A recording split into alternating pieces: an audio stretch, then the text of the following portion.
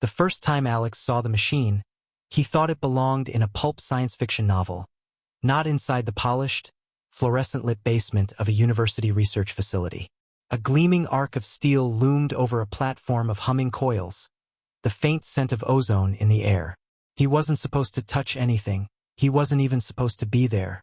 Officially, he was just a visiting scholar, a music historian working on a thesis about the cultural revolutions of the 1950s. Unofficially, curiosity had led him down corridors labeled authorized personnel only, until a sympathetic physicist with tired eyes had whispered, "Do you want to see something that shouldn't exist?"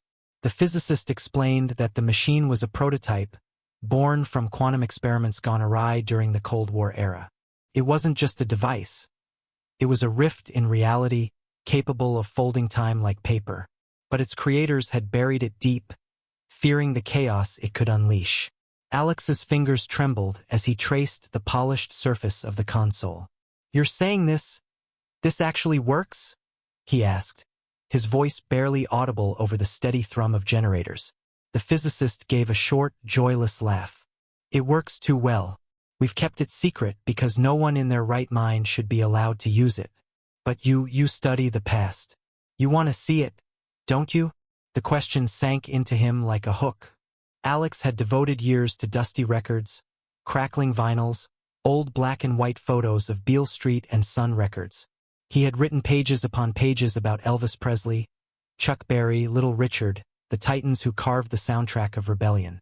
To stand among them, to hear the music raw and unfiltered, was a temptation too powerful to resist. "Just to observe," he whispered. "I wouldn't change anything." The physicist hesitated, then slid a small metallic bracelet into Alex's hand. "This will bring you back. But understand me, time is not a toy. You go, you look, and you leave. Nothing else. And beware. Changes ripple outward, but they don't always show immediately. The timeline protects itself, but only up to a point. When the machine activated, the world bent in ways Alex couldn't describe. The lights shattered into prisms, sound folded into silence, and his body felt as though it had been peeled apart and reassembled in an instant. He staggered forward, his breath catching in his throat. Gone were the sterile walls of the laboratory. In their place stood a humid Memphis night in 1955, neon signs buzzing above a dusty street, the air heavy with the smell of fried food and tobacco. He stared around in awe. Vintage cars rolled past with fins like rocket wings. A jukebox somewhere spilled out the muffled twang of country music. People strolled in fedoras and poodle skirts, alive in a time he had only studied in photographs. Alex's heart raced. Every historian's dream made flesh before him. He touched the bracelet on his wrist, reassurance that he could return. The plan was simple.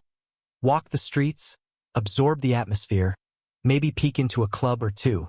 No interference, just a silent witness. But deep down, beneath the excitement, unease gnawed at him. Machines like this were not built for scholars. They were built for power, for control. And he couldn't shake the feeling that stepping onto the street had already changed something far greater than he could imagine. Alex pulled his jacket tighter and stepped into the warm Memphis night, unaware that history itself was already bending around him, waiting for the moment he would make a choice that no one should ever face. Alex wandered through the streets of Memphis like a ghost drifting through a dream. The city pulsed with life, jazz spilling from open windows, the murmur of voices at diners, the metallic clatter of a passing trolley. Every corner he turned felt like stepping deeper into a photograph he had once pored over in textbooks. His historian's mind cataloged details feverishly. The storefront signs, the slang he overheard, the rhythm of a world on the verge of cultural upheaval. But he was also just a man, awestruck and disoriented, intoxicated by the raw electricity in the air. As he walked past a dimly lit alley, a sharp sound shattered his reverie. The muffled grunt of struggle, the crack of fists against flesh. Alex froze, his instincts screaming at him to keep moving, to remember the physicist's warning. Observe, don't interfere. Yet his legs betrayed him, carrying him toward the noise. In the shadows he saw him. A boy, no older than 20, cornered by two rough-looking men. The boy's hair was slicked back, his clothes simple but clean. His voice strained as he pleaded. "I told you I ain't got nothing else. Leave me be." One of the attackers shoved him hard against the wall, raising a fist. In the faint glow of a neon beer sign, Alex recognized the face instantly. "Elvis," he breathed, his heart stopping. He'd seen those eyes 1,000 times in photographs, wide and burning with an intensity that would one day ignite stages across the world. But here they were, terrified, desperate. One of the thugs drew a knife, the steel catching a glint of light. Elvis tried to fight back, but he was outnumbered, cornered. Alex's mind screamed at him to stay back, to let history take its course. This moment, he later learned from fragmented records, was pivotal. A real event buried in Elvis's early life, where a mugging left him scarred but resilient, fueling the raw anger and vulnerability in his music. It was the spark that turned a shy truck driver into a rebel. But his body moved before his thoughts could catch up. "Hey!" he shouted, grabbing a discarded bottle and smashing it against the wall. The sharp crack made the men whirl around. Alex brandished the jagged glass, trying to look braver than he felt. "Leave him alone." The thugs hesitated. One spat at the ground, muttering something about crazy white boys with death wishes. Then they backed off, disappearing into the night with curses on their lips. Alex dropped the bottle, his hands shaking violently, his pulse hammering in his ears. Elvis slid down the wall, clutching his ribs, staring up at his unlikely savior. "You didn't have to do that," he said hoarsely, his southern drawl soft but steady. "Could have been real bad for you." Alex forced a nervous laugh. "Yeah, well, guess I don't like bullies." For a long moment, the two just looked at each other. One a kid who didn't yet know the weight of his destiny, the other a man who knew too much. Then Elvis smiled, a small, grateful smile that would one day win over millions. "Name's Elvis," he said, extending a hand. Alex shook it, feeling the tremor of fate in that simple touch. "Alex," he replied, his voice tight, and though he didn't yet know it, that single act of kindness, an instinctive choice to step out of the shadows, had already sent ripples tearing through the fabric of history. When Alex stumbled back into the sterile glow of the laboratory, his clothes still carried the faint smell of Memphis night air. The machine's hum died down behind him, the world settling into a silence that felt almost wrong. He expected relief, the comfort of returning home unchanged. But as he looked around, at the posters on the wall, the laptop glowing with an open playlist, his heart seized. The music wasn't right.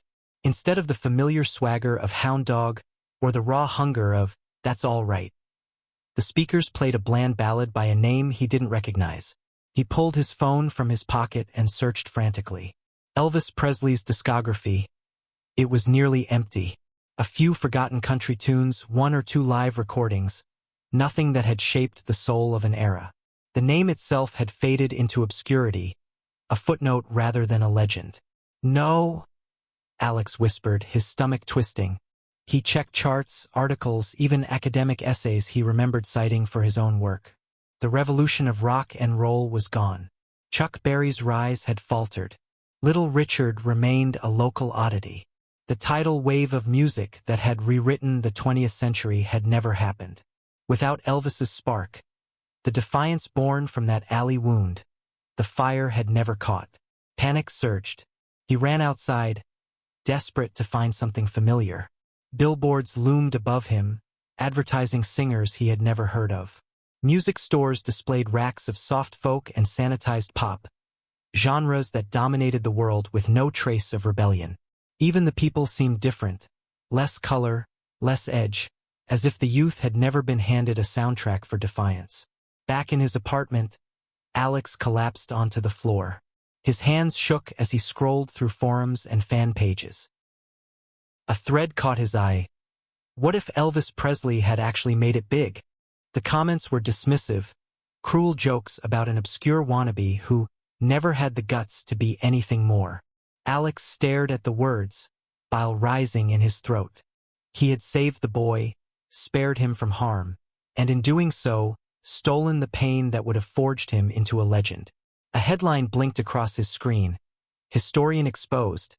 Did Alex Harper fabricate the lost era of rock? His own name dragged through online mud. Screenshots of his old lectures, his published papers, all mocked as conspiracy theories. People were furious, not just at his ideas, but at him. He had devoted his life to celebrating rock's birth. And now, in this twisted reality, he was a fraud who preached about a history that had never existed. Alex pressed his palms into his eyes, his breath shallow. The world was colder, quieter, and he was the only one who knew what had been lost. Retaining memories from the original timeline, a cruel side effect of the bracelet's anchoring mechanism. His mind screamed the same question again and again, one that clawed at his chest like an open wound. What have I done? The machine still hummed faintly in the depths of the lab, a reminder that time could be touched again. But Alex already understood. Every step forward had consequences. And now, the price of his single act of mercy had revealed itself in full. A world stripped of its heartbeat. A world without rock and roll. It began as whispers online. Anonymous threads mocking Alex, memes branding him a lunatic, a hashtag comparing him to snake oil salesmen and failed prophets. At first, he thought he could weather it. After all, he knew the truth. He had seen it. But soon the whispers grew into a chorus. News anchors on late-night talk shows laughed at him. Opinion writers painted him as a delusional academic trying to rewrite history for fame. Within weeks, the harassment spilled into his real life. Students dropped out of his seminars. Old colleagues cut ties, embarrassed to be associated with him. Strangers shouted "Rock Killer" when he walked down the street. Someone spray-painted those very words across his apartment door. He scrubbed the red letters until his hands blistered, but the paint seemed to cling like a curse. The internet had made him into a villain. In videos viewed by millions, commentators dissected his lectures about Elvis and mocked them as mythology. They branded him the man who invented a fantasy about a non-existent revolution. And yet, the strangest thing was the rage. It wasn't just ridicule. It was fury, a collective sense of betrayal, as if Alex had robbed the world of something precious. Something they couldn't even name, an echo of the lost timeline lingering in their subconscious. Alone in his dim apartment, Alex scrolled through the hate until his chest tightened with nausea. "They should be thanking me," he muttered bitterly. "I saved a life." But the words rang hollow. Saving Elvis had erased Elvis. He couldn't even tell them the truth. Who would believe him? To them, he was just a fraud who had poisoned culture with his lies. He tried to bury himself in research, hoping for answers. Night after night, he pored over alternate timelines he had created without meaning to. Record charts, radio transcripts, histories rewritten with a cold, lifeless precision. Every page mocked him with the same realization. This world's youth had never had an anthem, never had the spark of rebellion. Music had become background noise, never a revolution. The pressure mounted. Journalists camped outside his building. Tabloids splashed his photo under headlines like "Professor of Lies" and "The Man Who Killed Music." His inbox flooded with threats, some creative in their cruelty, others chillingly direct. Every word carved deeper into his isolation. One night, while staring at his reflection in the bathroom mirror, Alex whispered, "You wanted to observe, not interfere. And now they hate you for something they'll never understand." His reflection looked back, gaunt and haunted, a stranger carrying the weight of an entire world's disappointment. And though no one else could see it, Alex knew the truth. It wasn't only society that despised him. History itself seemed to recoil from his touch, punishing him for daring to tamper with the rhythm of fate. The decision to return wasn't made in a single moment. It gnawed at Alex night after night until his resolve cracked. If the present hated him, then the past was the only place left that might hold answers.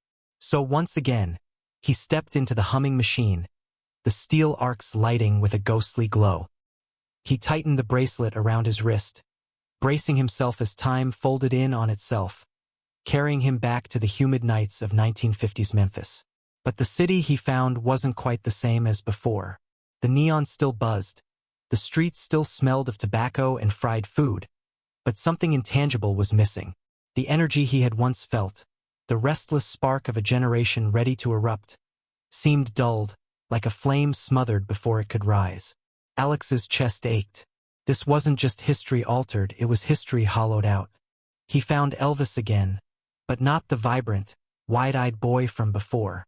This Elvis was older now, his face pale beneath the glow of a diner's neon sign. His shoulders slumped as if carrying a weight no one else could see.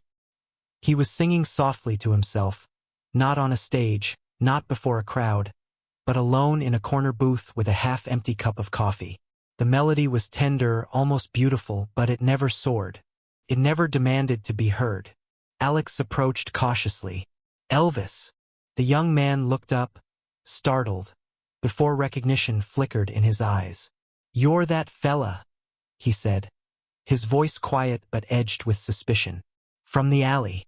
You saved me." Alex sat across from him, swallowing hard. "Yeah, I did." For a long moment they said nothing. The jukebox in the corner played a forgettable country ballad, the kind of song that vanished from memory the moment it ended. Elvis finally spoke, his words heavy with resignation. "Funny thing, ever since that night, I feel like something's missing. Like there's this fire I'm supposed to have, but it just won't catch. I try singing, but people, they clap polite then move on. Nothing sticks." Alex's heart twisted. Here was the man who should have been a legend, reduced to a shadow of himself. "Elvis," he whispered, "you were supposed to change everything. Music, culture, the whole world. That night in the alley, it was meant to scar you, to make you fight harder. The pain was what gave your voice its edge, its rebellion." Elvis gave a bitter laugh. "Supposed to? I ain't never felt like I was meant for much. Maybe I was just fooling myself." His eyes met Alex's, haunted and hollow. "Sometimes I dream I died that night, and when I wake up, I swear I feel more alive in the dream than I do now." Alex's throat closed. He wanted to tell him everything, that greatness comes not from being spared, but from suffering, from clawing through darkness to find light. Instead, he just sat there, suffocating under the weight of his own guilt. In that diner booth, Alex realized the terrible truth. By saving Elvis, he hadn't given him life. He had stolen his destiny. And with it, he had stolen the world's heartbeat. Alex left the diner with Elvis's hollow eyes burned into his memory. The night air felt heavier than before, as though Memphis itself mourned something unseen. He walked aimlessly, turning over the conversation in his mind, each word cutting deeper. Elvis hadn't lost his voice. He had lost the reason to sing. And that was Alex's doing. Back in his rented room, Alex spread notes across the bed, sketching lines, arrows, and possibilities. He wasn't a physicist, but he understood human stories better than most. He thought about all the artists he had studied, their biographies filled with pain, loss, rejection, brushes with death. The fire of greatness never came from safety, came from scars. "Maybe," he whispered to himself, staring at the timeline he'd scribbled, "maybe legends are born from what they overcome." And I took that away from him. His voice cracked on the last word, guilt swelling in his chest like a storm. The next morning, he returned to the streets, following the pulse of the city. He listened to young musicians in alleyways, to gospel choirs in churches, to the blues pouring from dim-lit bars. Each one carried an ache in their music, a reflection of the world's cruelty and hardship. That ache was what made it real, and without it, there could be no revolution. The memory of Elvis's words haunted him. "Sometimes I dream I died that night." Alex understood now. That moment of violence, that brush with death, wasn't just tragedy. It was transformation. It was the wound that would have shaped every note, every hip shake, every scream of defiance. By saving him, Alex had robbed him of the very wound that made him a vessel for something greater than himself. In the original timeline, that scar had pushed Elvis to record his first demo just weeks later, channeling his fear into a raw, electric sound that fused blues, country, and gospel into something explosive. That night, as thunder rolled over Memphis, Alex stood by the motel window, staring into the storm. "I wanted to save a life," he confessed to the empty room. "But all I did was kill a legend." His hands shook as he gripped the bracelet. The machine could send him back again, but each trip seemed to deepen the fracture in time. How many more breaks could history endure before it collapsed entirely? And yet, there was no avoiding the conclusion. If greatness was forged in fire, then Alex had quenched it too soon. To put things right, he would have to do the unthinkable. Allow Elvis to suffer, even to bleed, so that the music could be born. But as lightning lit the sky outside, another fear crept in. The sense that he wasn't the only one watching history bend. Somewhere beyond the storm, something stirred, as if time itself had noticed his meddling. Alex wasn't imagining it. Within days of his return to the present, he realized he was being watched. The first sign was subtle. A man in a gray suit lingering too long outside his apartment, pretending to read a newspaper in an era where no one did anymore. Then came the black sedan parked across the street every night, its windows tinted too dark to be legal. At first, Alex chalked it up to paranoia. After all, the world already hated him, journalists, trolls, strangers. But when he came home one evening to find his door slightly ajar, the lock tampered with, paranoia turned to certainty. He stepped inside cautiously, heart hammering. The apartment looked untouched, except for his notes. The timeline diagrams he had left on the table were gone, replaced with a single folded card. On the front, in neat block letters, it read, "We know." That night, he couldn't sleep. Every creak in the walls sounded like footsteps, every shadow like a figure waiting for him to slip. Finally, near dawn, he caught a glimpse of something, or rather, someone. A woman, tall and sharp-eyed, watching him from the opposite building. When their eyes met, she didn't look away. Instead, she tapped her wrist, mimicking the motion of his time-travel bracelet, before vanishing into the crowd below. The message was clear. They weren't just watching. They knew what he had done. The following day, a voice broke through his phone's static, though the screen showed no incoming call. "Alexander Harper," it said, cool and metallic. "You have violated the natural order. The keepers of time do not tolerate such recklessness. Surrender yourself or be erased." Alex's blood ran cold. "Erased?" he whispered. The voice didn't clarify. It didn't need to. Later, in frantic research, Alex pieced together whispers of the Keepers, a clandestine organization founded in the late 20th century by rogue scientists and historians who had discovered time rifts during particle accelerator experiments. They had seen timelines shatter, wars that never ended, civilizations wiped out by butterfly effects, and vowed to protect causality at any cost. They operated in shadows, erasing anomalies like Alex to prevent paradoxes from unraveling reality. From that moment on, his life became a series of narrow escapes. Anonymous men followed him down subway platforms. He ducked into alleys and slipped through crowds to lose them. His email flooded with cryptic warnings. Time has no mercy. He knew he couldn't fight them. An entire organization dedicated to guarding history itself. But he couldn't stop either. Elvis was out there, still trapped in a hollow fate Alex had created, and Alex couldn't leave him that way. One evening, after hours of running, he collapsed in the shadow of an abandoned theater.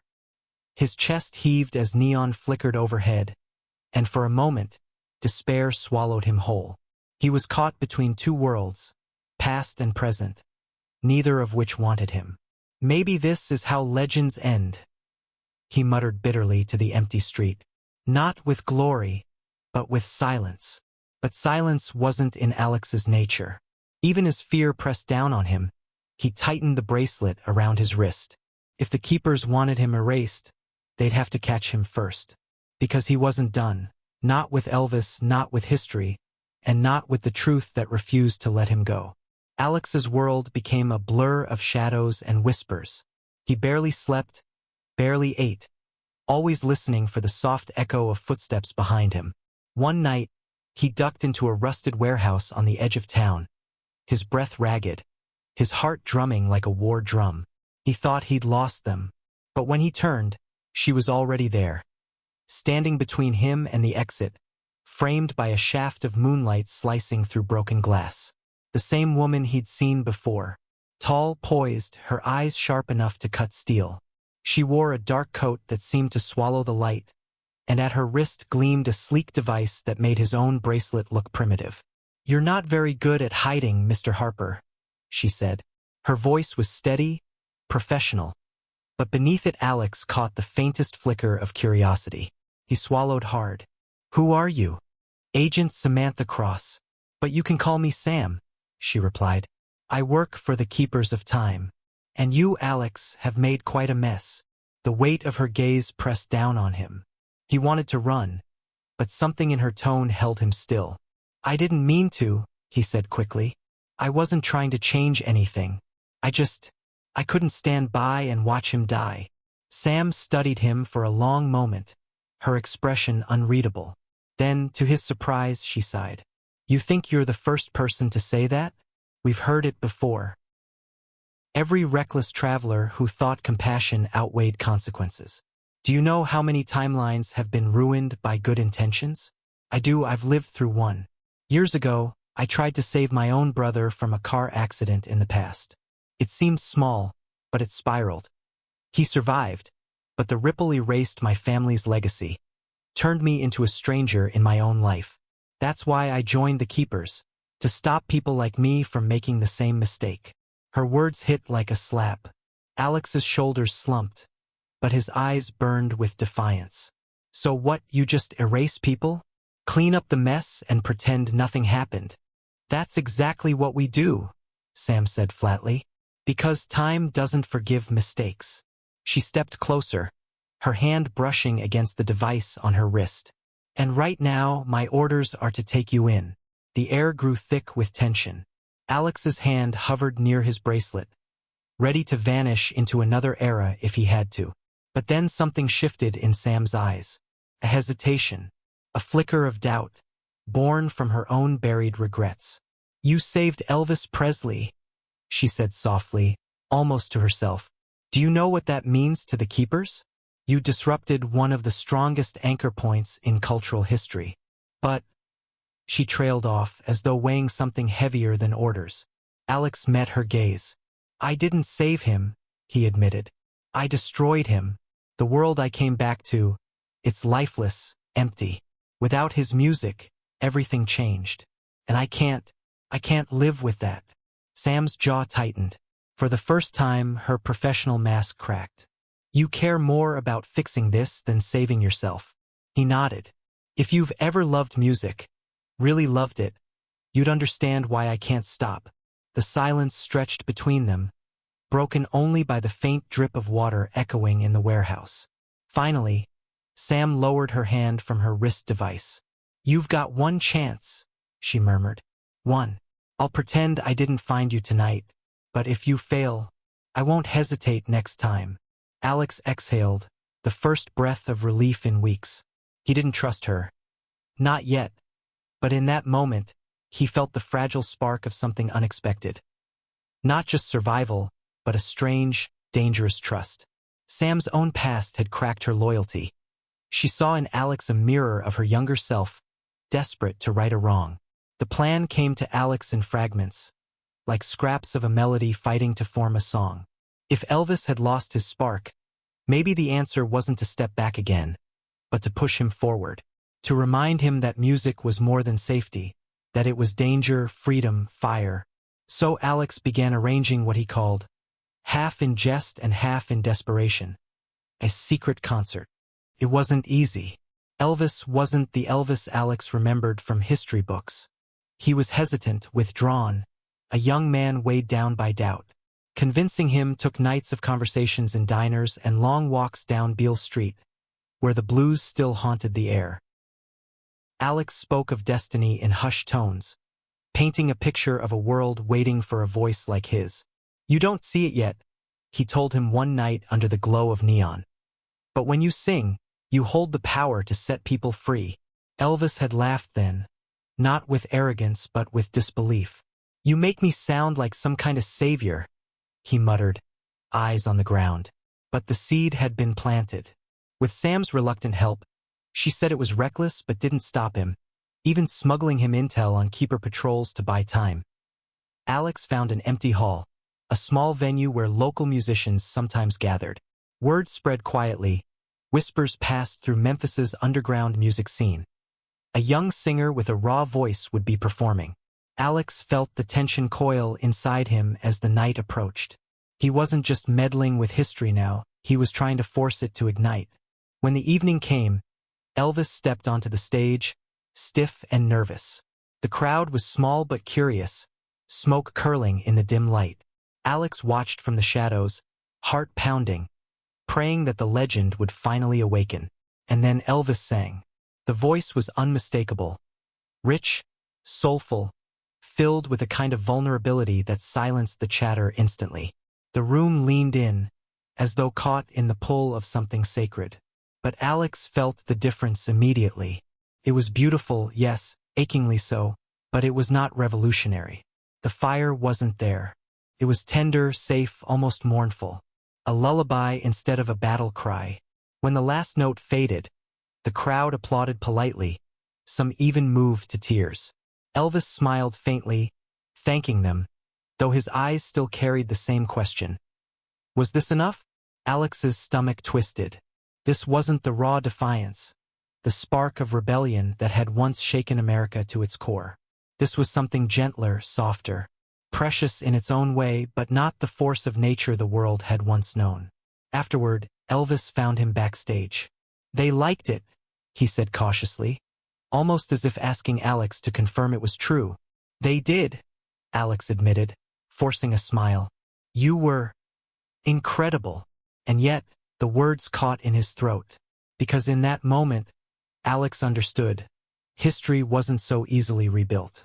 You couldn't sculpt destiny with your hands and expect it to sing the same song. The night had given birth to music, yes, but not the kind that could save the world. And deep down, Alex knew time itself wouldn't forgive the counterfeit. The ripples from this forced event would soon manifest, twisting the timeline further into uncharted territory. The morning after the concert, Alex walked the streets of Memphis with a knot of dread twisting in his stomach. Something felt off. At first, it was small things. A diner that had once served fried chicken now advertised a new menu of international fusion. A record store displayed posters of artists Alex had never heard of, names that meant nothing to him. By the time he returned to the present, the strangeness had erupted into chaos. The timeline had shifted again. History hadn't snapped back. It had bent into something unrecognizable. Newspapers on the stands bore headlines about chart-topping stars who had never existed in Alex's original reality.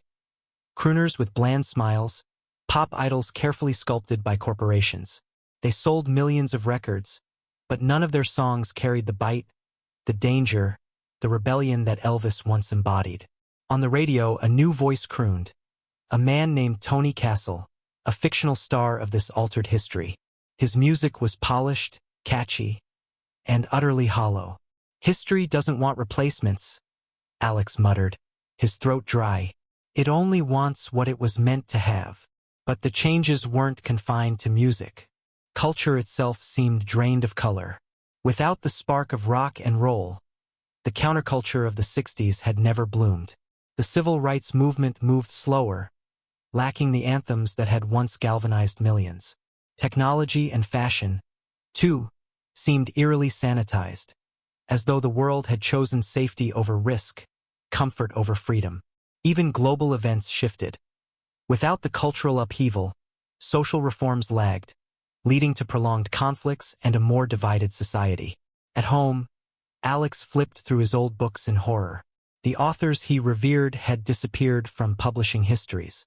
In their place were sterile biographies of stars who had never shaped anything, whose legacies evaporated like smoke. His own shelves mocked him, filled with names that should not have existed. He slammed one closed and whispered, "I'm not just breaking time. I'm unmaking it." The internet was worse. Forums exploded with debates about the new music era. Some hailed it as progress. Others mourned a sense of passion they couldn't quite name. Nobody remembered Elvis. Nobody remembered the revolution. Alex realized, with a shudder, that the world itself felt wrong, as if people had been robbed of something essential but couldn't articulate what was missing. As night fell, Alex sat alone, staring at the bracelet on his wrist. The keepers were closing in. He felt their shadow on every street corner. But the deeper truth was more terrifying. The timeline itself was rejecting his interference. His attempts to force Elvis into greatness had created fractures, distortions, echoes of legends that weren't real. And somewhere, beneath all those echoes, Alex could feel the pull of inevitability, the truth that history wanted one thing and one thing only. Elvis Presley, forged in pain and triumph or nothing at all. Alex found Elvis again on a quiet night in Memphis, sitting alone behind a roadhouse where the soft glow of neon couldn't quite reach. The singer cradled a battered guitar on his knee, strumming aimlessly, his fingers tracing chords without conviction. His face looked older than his years, tired in a way that went deeper than flesh. When Elvis noticed Alex, he didn't startle this time. He just gave a hollow smile, one that carried more resignation than warmth. "Figured you'd show up again," he said softly. "Seems like you always do." Alex hesitated, then sat beside him on the step. "You were incredible at the concert," he offered. The words sounded thin, even to his own ears. Elvis shook his head. "No, I wasn't." They clapped, sure. Some even cried. "But when I was on that stage, I felt it, deep down." He set the guitar aside, his hands trembling slightly. "Something's wrong with me, Alex. Like there's a hole where my soul ought to be." Alex's chest tightened. "What do you mean?" Elvis stared out into the darkness, his voice low and raw. "Ever since that night in the alley, I ain't felt right. Like maybe I wasn't supposed to walk away unscathed. Sometimes I dream about it, feeling the knife, the fear, the pain. And in the dream, I'm more alive than I am now. Like I was meant to be cut open, to bleed so the music could come out. That scar.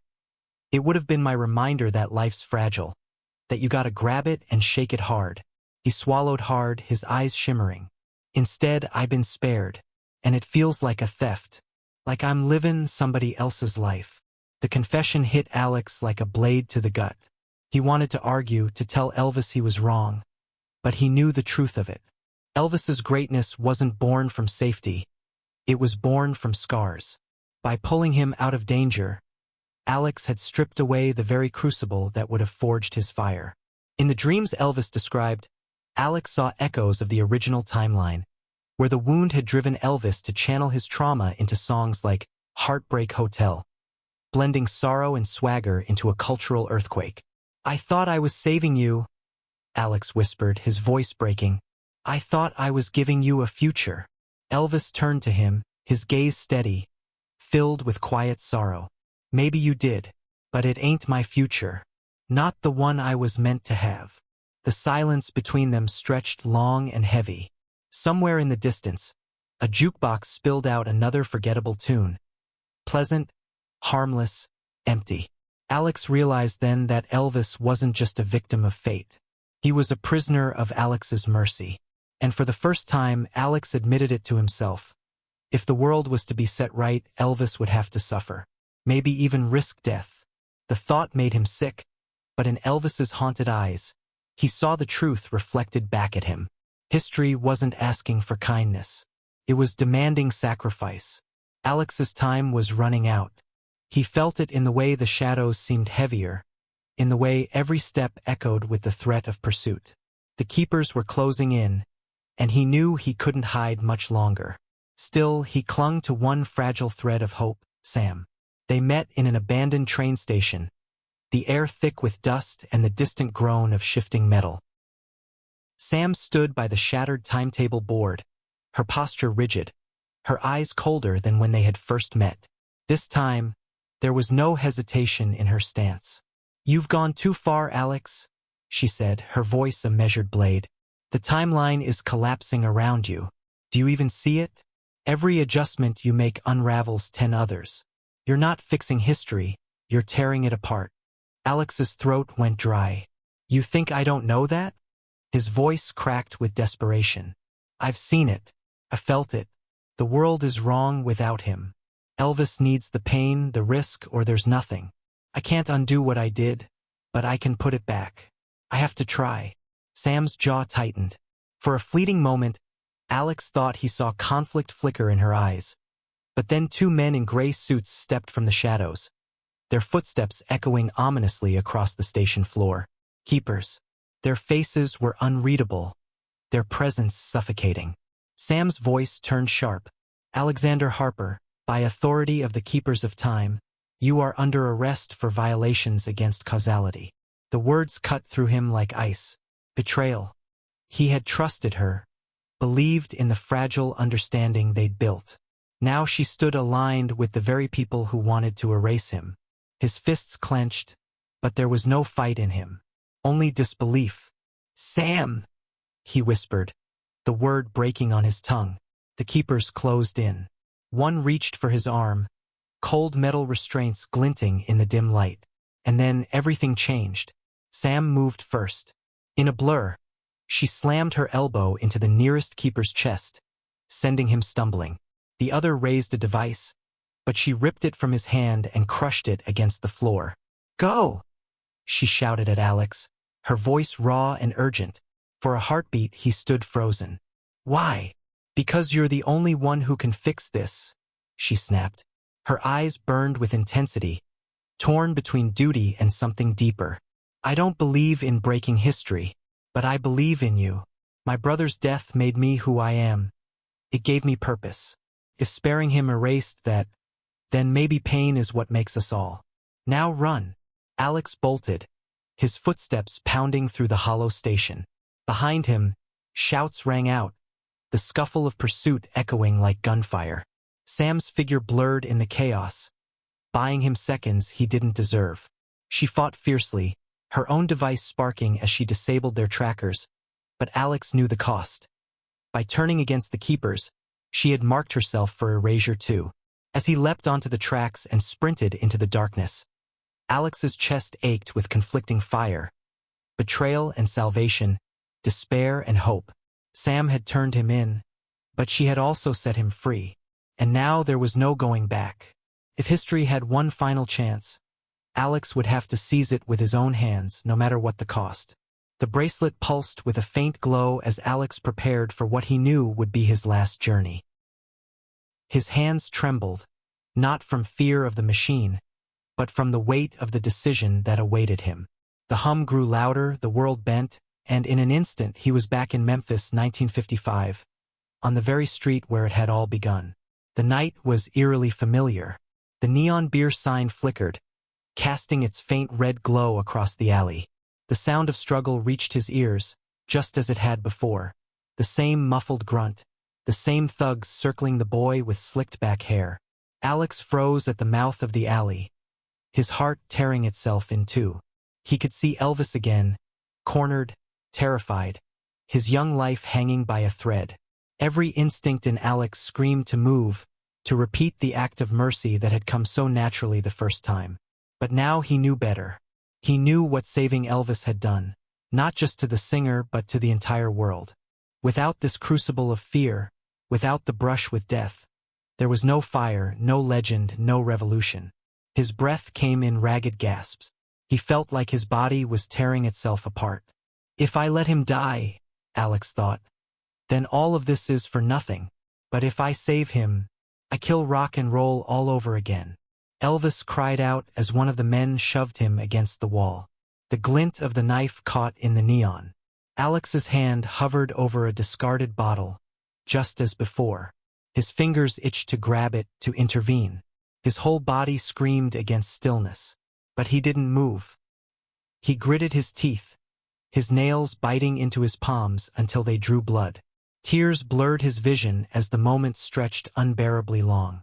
Then, just as history demanded, the thug lunged, the knife grazing Elvis, a cut across the skin that drew blood but not death. Elvis fought back with a fury Alex hadn't seen in this broken timeline, his voice cracking with defiance. He stumbled out of the alley battered, bruised, but alive, with a new fire blazing in his eyes, the kind that would drive him to Sun Records days later, pouring his trauma into a demo that would change everything. Alex sank to his knees in the shadows, sobbing silently, torn between relief and grief. He hadn't let Elvis die, but he hadn't saved him either. He had allowed the wound, the scar, the crucible that would shape a legend. The boy staggered away, clutching his ribs, unaware of the destiny waiting to burst from that pain. Alex watched him disappear into the Memphis night, knowing the choice was sealed. The bracelet glowed again, calling him home. But as Alex activated it, one thought rang through his mind like a dirge. He had just condemned a man to suffering so the world could have its music. And he would carry the weight of that choice for the rest of his life. The return to the present was brutal.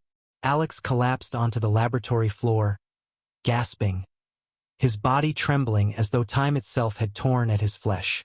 The machine powered down with a low groan, its lights flickering out, leaving him in near darkness.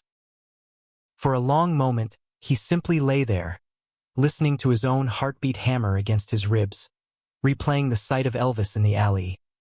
Bleeding, terrified, but alive. When Alex finally staggered to his feet, the world outside was no longer muted and colorless. It was alive.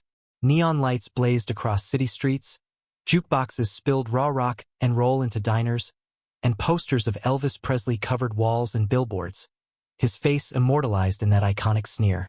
Alex stood in the middle of it all, dizzy with relief and dread. He had done it.